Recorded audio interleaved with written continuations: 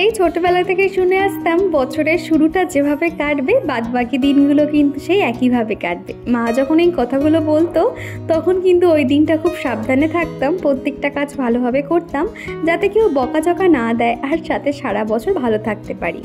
আর এখন যেহেতু বড় হয়েছে এই সংসার জীবনে, আজকের দিনটা আমি কিভাবে সেলিব্রেশন করলাম আমার এই ছোট্ট ফ্যামিলিকে নিয়ে সমস্তটাই তোমাদেরকে শেয়ার করব। আশা করছি আজকের ভিডিওটা তোমাদের খুবই ভালো লাগবে। আজকে হলো বছরের প্রথম দিন রবিবার, আর আজকে সকালবেলা অনেক সকালে ঘুম থেকে উঠেছি। আগের দিন রাত থেকে সবাইকে বলেছি দেখো কালকে কিন্তু তাড়াতাড়ি উঠবে, অন্য দিন তোমরা যেভাবে 8টা সাড়ে 8টা পর্যন্ত ঘুমিয়ে থাকো ঠিক আছে, কিন্তু বছরের শুরুটা কিন্তু আমাদের ঠিকঠাকভাবে করতে হবে যাতে আগামী দিনগুলো আমরা সুস্থ স্বাভাবিকভাবে জীবনযাপন করতে পারি। এটা হয়তো অনেকে মানে না, আবার অনেকে এটা মেনে থাকে, আর আমিও কিন্তু ব্যতিক্রম কিছু না। আমারও মনে হয় আজকের দিনটা আমি কিভাবে আমার এই ফ্যামিলিদের সঙ্গে ভালোভাবে কাটাতে পারবো সেটাই আর কি। তো এখন রান্নাঘরে চলে এসেছি, এসে রান্নাঘরে প্রত্যেকটা জায়গা খুব ভালো করে মুছে নেব।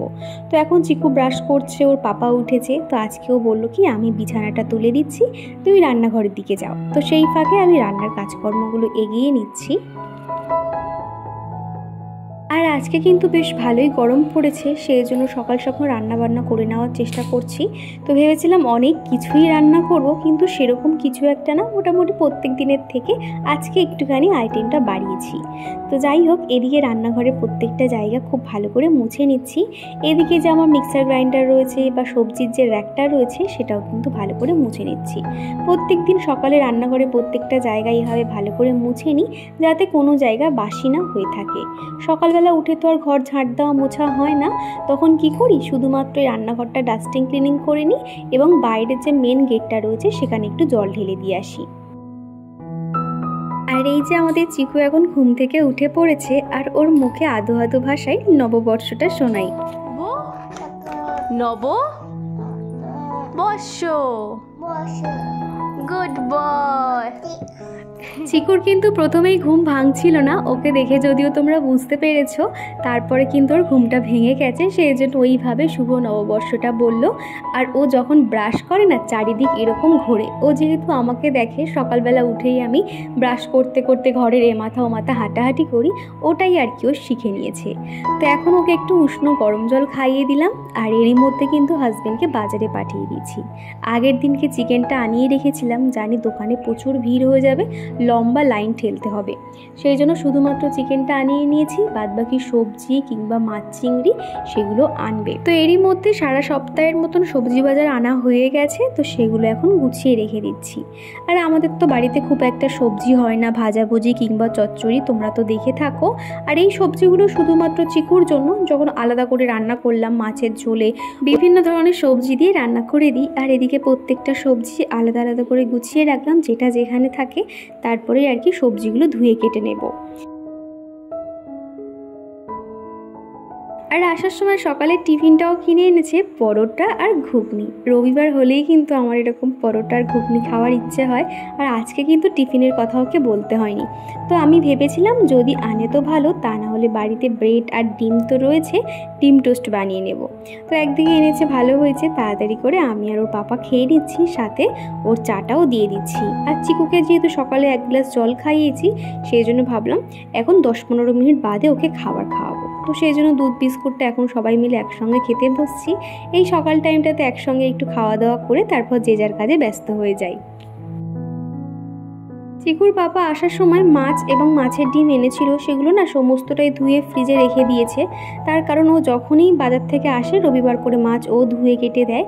আর বাড়ির পাশে যে মাছ দোকান আছে ওনাদেরকে না যে বলা আছে যে লোটে মাছ যখনই আসুক না কেন ওনারা যাতে দিয়ে যায়, আর আজকেও ঠিক সেরকম বেলার দিকে দিয়ে গেছে।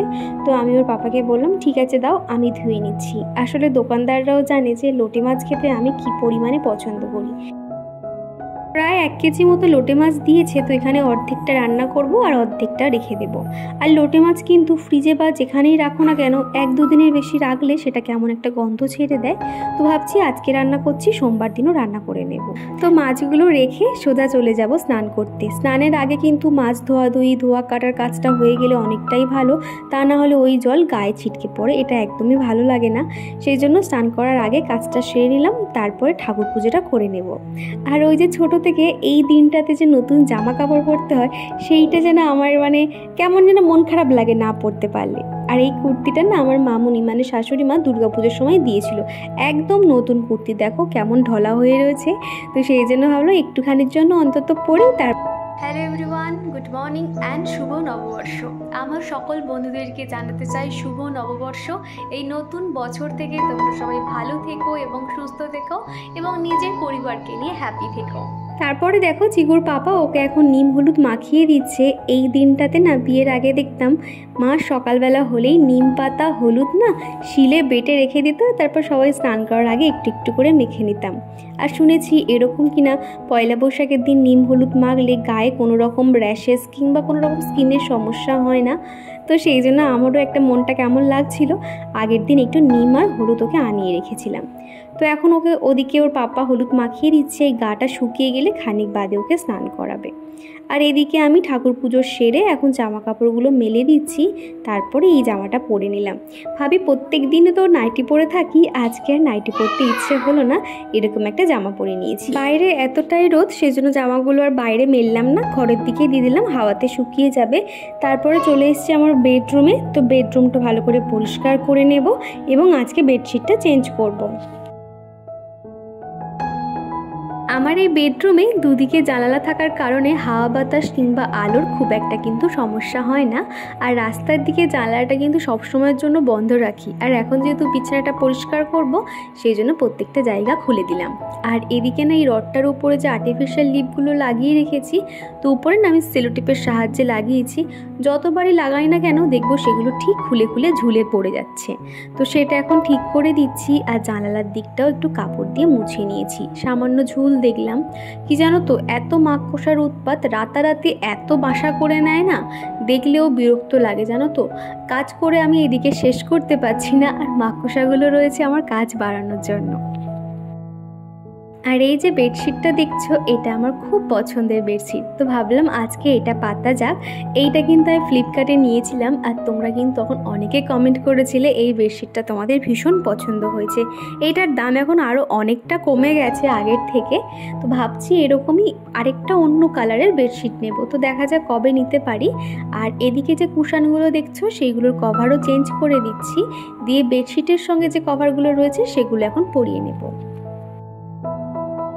আর এই যে কুশানগুলো দেখছো, এর মধ্যে কিন্তু পুরাতন যে কভারগুলো সেগুলো আমি পরিয়ে রেখেছি, এতে কিন্তু বালিশটাও ভালো থাকে। আর এমনি নর্মালি বালিশ মাথায় দিলে কেমন চিটে মতন হয়ে যায় না, কিন্তু এরকম কভার লাগিয়ে রাখলে সেটা কিন্তু হয় না, একটা ফোলা ফোলা ভাব থাকে। আরও তো যদি একটু রোদে দেওয়া যায় সেক্ষেত্রে কিন্তু আরও ভালো হয়। তো সকালে উঠে হাজব্যান্ডকে বললাম তুমি বিছানাটা তুলে দাও। ও তখন বিছানাটা পরিষ্কার করে শুধুমাত্র উপর থেকে ঝেড়েই বালিশগুলো এরকম জানলাতে দিয়েছিল, বেশ গরম হয়ে গেছে। তো এখন প্রত্যেকটা এরকম সুন্দর করে সাজিয়ে নিচ্ছি। তারপরে প্রতিদিনের যে ডাস্টিং ক্লিনিংয়ের কাজ থাকে সেটা করে নিচ্ছি। আমার ঘরে এই বক্স জানলাটা থাকার জন্য অনেকটাই সুবিধা হয়েছে। সকাল হতেই কিন্তু রোদ চলে আসে, তখন একটু করে বালিশগুলো রোদ খাইয়ে নিই বা টুকটাক যেগুলো প্রয়োজন হয় ওখানে রেখে দিই, বেশ গরম হয়ে যায়। আর এই রোদের জন্য একদিকে তো সুবিধা আছে, আবার একদিকে অসুবিধাও আছে। দুপুরবেলা করে তো বিছানায় একদমই শুতে পারি না, বিছানা পুরো গরম হয়ে থাকে, মনে হয় যেন মরুভূমির দেশে শুয়ে রয়েছি। সেই জন্য কী করি, আমি আর চিকু দুপুরবেলা করে পাশে আরেকটা যে রুম আছে সেখানে আমরা নিচে মেঝেতে মাদুর পেতে শুয়ে থাকি, তাহলে ঘুমটা ভালো হয়। আর আমাদের চিকু তো ভীষণ ঘামে, আর দেখবে সিজারের বাচ্চারা কিন্তু একটু বেশি ঘামে, সেই জন্য তো বিছানায় একদমই রাখা যায় না, নিচে দিলে বেশ টান টান হয়ে অনেকক্ষণ চিকু ঘুমোতে পারে, তা না হলে উসপাস করে, ঘুমের ব্যাঘাত ঘটে আর তাড়াতাড়ি ঘুম থেকে উঠে পড়ে। আগের দিন ব্লগে তোমরা যারা কমেন্ট করেছিলে, চলো তাদের কমেন্টের উত্তর দেওয়া যাক। তো প্রথমেই কমেন্ট করেছিল সৌমিস ওয়ার্ল্ড ফ্রেম, তারপর রয়েছে মধু, আর যে জুহি, অনু লাইফস্টাইল, অঙ্কিতার রান্নাঘর, তারপরে রয়েছে Sonia Khatun, day with Dolly, my happy family, simple life Tumpa, Kakliya, তারপর রয়েছে পূজা সিম্পল লাইফ, রিনা ঘোষ, মিতা রয়। তো দিদিভাই তোমরা যারা প্রতিদিন আমাকে সুন্দর সুন্দর কমেন্ট করো, দিদিরা বোনেরা, তোমাদেরকে জানাতে চাই অসংখ্য ধন্যবাদ এত সুন্দর সুন্দর কমেন্ট করার জন্য। আর বিশেষ করে এটা ভালো লাগে আমার ভুল ত্রুটিগুলো তোমরা আমাকে ধরিয়ে দাও, যেটা জানি না তোমরা সেটা আমাকে শিখিয়ে দাও, যে জিনিসটা আমার খুব ভালো লাগে। আগের বারে ধরো ভ্লগে ওই যে ডিম সেদ্ধর যে ব্যাপারটা সোনিয়া ওয়ার্ল্ড ফ্রেম থেকে আমাকে বলে দিয়েছিল, সত্যি আমি জানতাম না, আমার অনেক উপকার হয়। এই যে তোমরা নিজের ভেবে আমাকে সাজেস্ট করো যে বাড়িতে এটা রাখলে ভালো হয়, ওটা রাখলে ভালো হয়।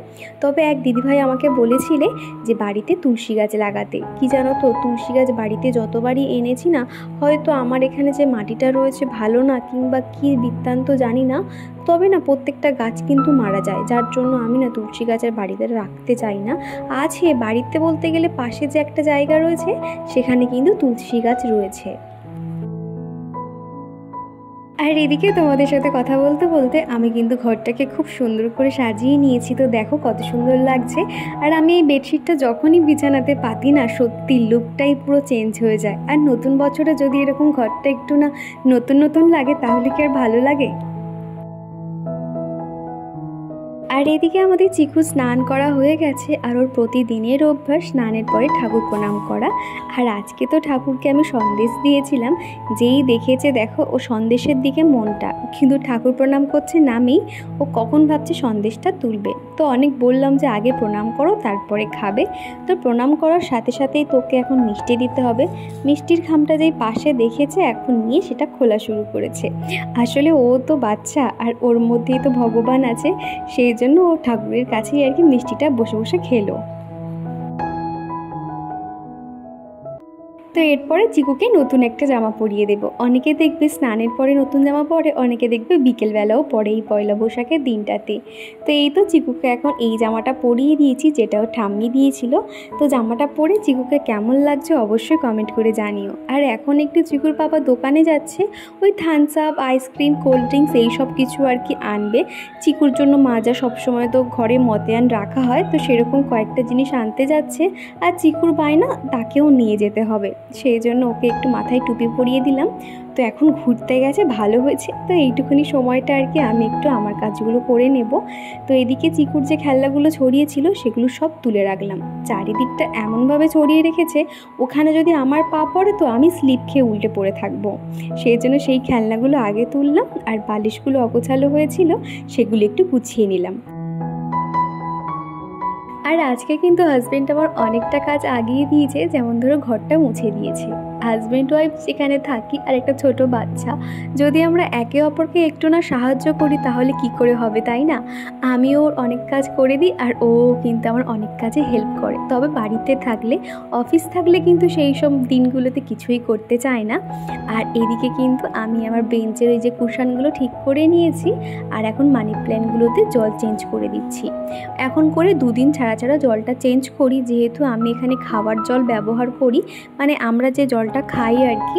আমি ফোনে কোথাও দেখেছিলাম টাইমের জল না ইউজ করে আমরা যে জলটা খাই সেই জলটা দিলেও কিন্তু অন্তত 2-3 দিন জল চেঞ্জ করতে হয় না।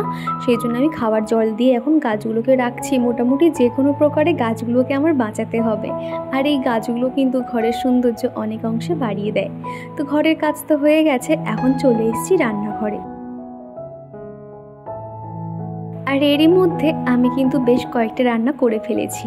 ইচ্ছে ছিল সেগুলো তোমাদেরকে শেয়ার করব, কিন্তু ফোনে চার্জ না থাকার কারণে সেটা আর শেয়ার করতে পারলাম না। আর এখন লোটে মাছটার রেসিপি তোমাদেরকে ভাবলাম একটু শেয়ার করি, তোমাদের ভালো লাগবে। আর সত্যি কথা বলতে লোটে মাছটা এত ভালো হয়েছিল না, দুর্দান্ত লাগছিল। তো খানিকটা লোটে মাছ আছে, হাজব্যান্ড এসেই বলছে আমাকে একটু ফ্রাই করে দাও, কিন্তু আজকে এত গরম পড়েছে না, আমার আর এনার্জি হলো না। তাই ওকে বললাম ঠিক আছে পরশু দিন মানে সোমবার দিনে সন্ধেবেলা লোটে মাছটা ফ্রাই করে দেবো, সেটা বলাতে দেখলাম একটু শান্ত হলো। তো এখন ওরা এসে গেছে অলরেডি, আর শুধুমাত্রই লোটে মাছটা রান্নাটা হলেই আর কি হয়ে যাবে। তো এখানে না প্রথমে লোটে মাছগুলোকে আমি নুন হলুদ মাখিয়ে হালকা করে ভেজে নিয়েছিলাম। এতে কিন্তু টেস্টটা দারুণ হয় না, তো ওই কাঁচা মাছ সাথে সাথে মশলার মধ্যে দিলে না ওই মাছের মধ্যে সব কিছু ঢুকতে চায় না, আর একটু যেন কেমন কেমন লাগে। সেই জন্য আমি একটু সামান্য নুন হলুদ মাখিয়ে লোটে মাছগুলো ভেজে নিয়েছিলাম। তো দেখো একদম শুকনো শুকনো করে রান্না করেছি, আর উপর থেকে একটু পেঁয়াজ ছড়িয়ে দিয়েছি। তো আগে এখন চিকুকে খাইয়ে দেবো, এখন এই 1-1.5টা মতন বাজতে যায়। তো আজকে বেশ দেরিও হয়ে গেছে, তো ভাবলাম আগে চিকুকে খাইয়ে দিই, তারপরে আমরা দুজনে শান্তিতে বসে খাওয়া দাওয়া করবো। তো চিকু বাড়িতে আসতে ওকে ফ্রেশ করে এখন খাইয়ে দিচ্ছি। ওর জন্য কিন্তু ডাল ভাত ডিম ভাজা, আমরা যা যা রান্না করেছি প্রচণ্ড রিচ হয়েছে। আর এই গরমের মধ্যে আমার মনে হয় একটা বাচ্চার ওই সমস্ত খাবার খাওয়ার থেকে সুস্থ থাকাটা বেশি প্রয়োজন, সেই জন্য এরকম ডাল আর আলু ভাতে করে দিলাম। আর এখন এই তো রান্নাঘরের সমস্ত কাজবাজগুলো সেরে নিচ্ছি, সিঙ্ক এরিয়াটাও পরিষ্কার করে নেব, আর রান্নার পরে কয়েকটা যে বাসন পড়েছিল সেগুলোও মেজে নিলাম। কি জানো তো, এরই মধ্যে কিন্তু হাজব্যান্ড কিন্তু আবার ডাকাডাকি করছে যে খেতে দাও করছে। এই যে সংসারের সমস্ত কাজ না একসঙ্গে সেরে রান্না বান্না করতে কিন্তু অনেকটাই হিমশিম খেয়ে পড়ি, সেক্ষেত্রে কিন্তু একটু দেরিও হয়ে যায় বলা চলে। রান্না করার পরে সেলফের উপর যে বোতলগুলো দেখছো সব ফাঁকা হয়ে পড়ে রয়েছে, এদিকে ব্যারেলেও জল নেই, মানে জল যদি ওকে ঢালতে বলি তাহলে এই ফাঁকা বোতলগুলো আমাকে এখনই ভর্তি করতে হবে। তো সেই জন্য ভাবলাম থাক আর কিছু বলবো না, আগে অন্তত পেটে একটু কিছু দিই, খাবারটা আগে পেটে পড়ুক, তারপরে এই কাজগুলো করে নেব। এখন আপাতত যেগুলো প্রয়োজন সেই কাজগুলো করি। বাইরে এত পরিমাণে রোদ উঠেছে যে মেঝেতে পা দেওয়াই যাচ্ছে না, জামা কাপড়গুলো বাইরে থেকে তুলে এনে না ঘরের মধ্যে সব কিছু অন্ধকার দেখছি, চোখে আর কিছু দেখতে পাচ্ছিলাম না। তো সেই জন্য তোমাদেরকে একটু শেয়ার করে দিলাম। আর এখন এই তো দুজনে বসেছি, খাওয়া দাওয়াটা করে নেব, তারপরে একটু রেস্ট নেব। তো এখন ওর পাপার কিন্তু অলরেডি খাওয়া শেষের পথে, আর এখন আমি এই খাওয়া শুরু করছি বললে চলে।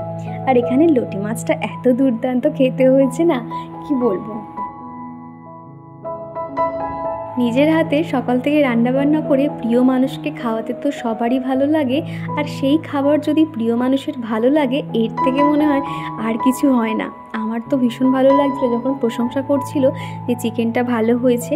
আসলে আজকের চিকেনটা একদম মাখা মাখা করে বানিয়েছিলাম, তো ভাবলাম বছরের শুরুটা যখন এত প্রশংসা পেলাম, আগামী দিনগুলোতে হয়তো এরকম প্রশংসা পাবো। চলো বন্ধুরা, আজকের ভিডিওটা এই পর্যন্ত, আবারও দেখা হচ্ছে এরকমই একটা কোনো ঝলমলে ভ্লগের সাথে। ততক্ষণে তোমার সবাই ভালো থেকো, সুস্থ থেকো, টাটা।